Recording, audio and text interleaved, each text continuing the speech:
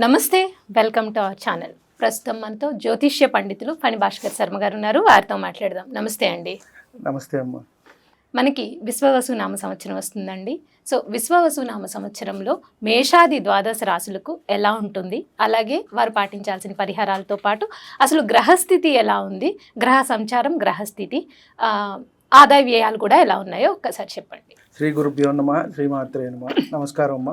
అలాగే వీక్షకులందరికీ కూడా శ్రీ విశ్వావసునామ సంవత్సర శుభాకాంక్షలు.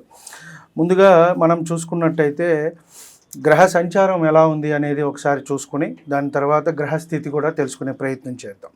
ముఖ్యంగా మనకి గ్రహ సంచారం వచ్చి మే 14 రాత్రికి ఏవైతే 15 మనకి గురువు మేషం వృషభం నుంచి మిథునంలోకి సంచరిస్తారు. అలాగే మనకి శని భగవానుడు వచ్చి రేపు మార్చి 30వ తారీఖు కుంభం నుంచి మీనంలోకి సంచారం జరుగుతుంది. అలాగే రాహుకేతువులు కూడా వచ్చేటప్పటికి మే 19వ తారీఖు మీనం నుంచి కుంభంలోకి రాహు వస్తారు. అలాగే కేతువు కన్య నుంచి సింహంలోకి వెళ్తారు. సో ఈ ప్రధానంగా ఈ గ్రహస్థితిని మనం చూసి ఆధారం చేసుకుని మనం ఫలితాలు అనేవి నిర్ధారించడానికి మనం ప్రయత్నం చేస్తాం.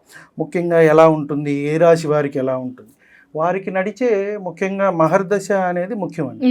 ఇది ఏమిటి అంటే గోచార ఫలితాలు, గ్రహ సంచారము అనేది మనం చూసుకుంటాం. ప్రతి గ్రహం కూడా ఒక నిర్దిష్టమైన సమయంలో కాలం తిరుగుతూ ఉంటుంది. రవి కానివ్వండి, రాహు కానివ్వండి, గురువు కానీ అతి ఎక్కువగా తిరిగేది వచ్చేటప్పటికి 2.5 సంవత్సరాలు శని భగవానుడు ఒక్కొక్క దాంట్లో. కాబట్టి ఈ సంచారం మనకి మార్చి 30వ తారీఖు 2020 నుంచి 2027 చివరి వరకు కూడా మీనరాశిలోనే ఉంటారు. మనం ఇప్పుడు గ్రహస్థితి గురించి తెలుసుకున్నట్టయితే మనకి ఉగాది రోజు మార్చి 30వ తారీఖు మనకి ఉగాది అనేది రావటం జరిగింది. వృషభంలో గురువు, మిథునంలో కుజుడు, కన్యలో కేతువు, తక్కిన 6 గ్రహాలు కూడా మనకి మీనంలోనే ఉన్నాయమ్మ. ఇవి వచ్చేటప్పటికి దీన్ని షష్టగ్రహ కూటమి అని కూడా మనం చెప్పుకుంటున్నాము.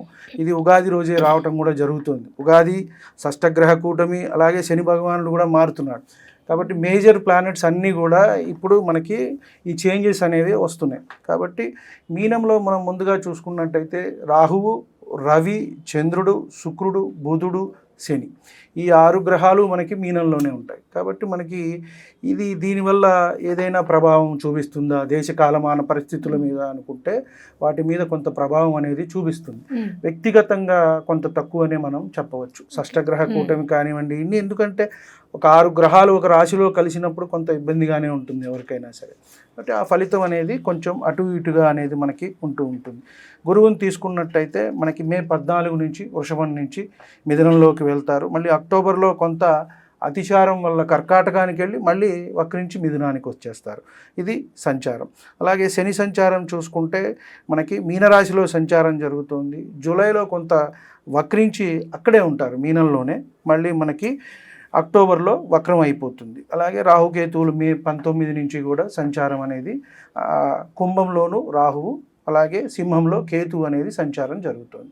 ముఖ్యంగా ఈ గ్రహస్థితి అలాగే గ్రహ సంచారాన్ని బట్టే మనము వచ్చే ద్వాదశ రాశులకి కూడా మన ఫలితం అనేది చెప్పడానికి అవకాశం ఉంది. శ్రీ విశ్వావసు నామ సంవత్సరంలో మేషాది ద్వాదశ రాశుల్లో వృశ్చిక రాశి వారికి ఎలా ఉంది, అలాగే వారికి ఆదాయ వ్యయాలు, ఈ సంవత్సరం మొత్తం ఫలితాలు చెప్పండి సార్. నమస్కారం. ముందుగా వృశ్చిక రాశి వారికి శ్రీ విశ్వావసునామ సంవత్సర శుభాకాంక్షలు తెలుపుకుంటూ, ఈ వృశ్చిక రాశిలోకి వచ్చేటప్పటికి విశాఖ 4వ పాదము, అనురాధ 4 పాదాల వారు, అలాగే జ్యేష్ఠ 4 పాదాల వారు వీటి కింద వస్తారు. వీరికి చూసుకున్నట్టయితే ఆదాయం 2, వ్యయం 14, రాజపూజ్యం 5, అవమానం 2. వీరికి చూసుకున్నట్టయితే ఒకంత ఖర్చులు అధికంగా కనబడుతున్నాయి మనకి. వీరికి కూడా మిశ్రమ ఫలితాలే గోచరిస్తున్నాయి. ఆరోగ్య విషయాల్లో కొంత జాగ్రత్త అనేది అవసరము. ఆరోగ్యంలో మార్పులు అనేవి వస్తాయి. గత సంవత్సరంలో కొంత అంత అనుకూలతలు ఏవైతే ఉన్నాయో అవన్నీ కూడా తగ్గుతాయి. గత సంవత్సరం వరకు కూడా వీరికి కొంత గురుబలం ఉన్నది. అది కాస్త అంటే ఇప్పుడు కూడా మనకి చూసుకున్నట్టయితే మార్చి మనకి ఇక్కడి నుంచి మే 15వ తారీఖు వరకు కొంత బాగానే ఉంటుంది. 40-45 రోజులు మనం చెప్పుకునేది. గురువు ఎప్పుడైతే మే 15 తర్వాత మారుతారో కొంత ఈ అనుకూలతలు అనేవి తగ్గటం అనేది మొదలు పెడుతుంది. కాబట్టి కొంత వీరికి ఆరోగ్య విషయాల్లో జాగ్రత్త అనేది మంచిది. అలాగే శని దోషం కూడా పోతోంది వీరికి. అర్ధాష్టమ శని అనేది 4 నుంచి 5 పంచమంలోకి వెళ్తారు. కాబట్టి ఇక్కడ కాస్త సంతానం గురించి ఆందోళన అనేది ఉంటుంది. వారి విషయాలు ఆరోగ్యపరంగా కానివ్వండి, వృత్తి ఉద్యోగాలు అంటే వారు చదువుకుంటున్నట్టయితే ఆ చదువు అనేది వీరికి కొంత ఇబ్బంది పెట్టే అవకాశం కనబడుతుంది. వీరికి ఇప్పుడు ఈ సంవత్సరంలో ఏంటంటే జీవితం ఒక ఆశయం అనేది పెట్టుకుని దాని వైపు అడుగులైతే మటుకు వేయటం అనేది ప్రయత్నం చేస్తారు. అలాగే ఉద్యోగ అవకాశం అనేది దొరుకుతుంది. స్థానభ్రంశం కూడా జరిగే అవకాశం ఉంది. అంటే వేరే చోటకి ఏమైనా మారటం కానివ్వండి, ప్రాంతం, అలాగే ఉద్యోగం కూడా ఏదైనా మారే అవకాశం కనబడుతుంది.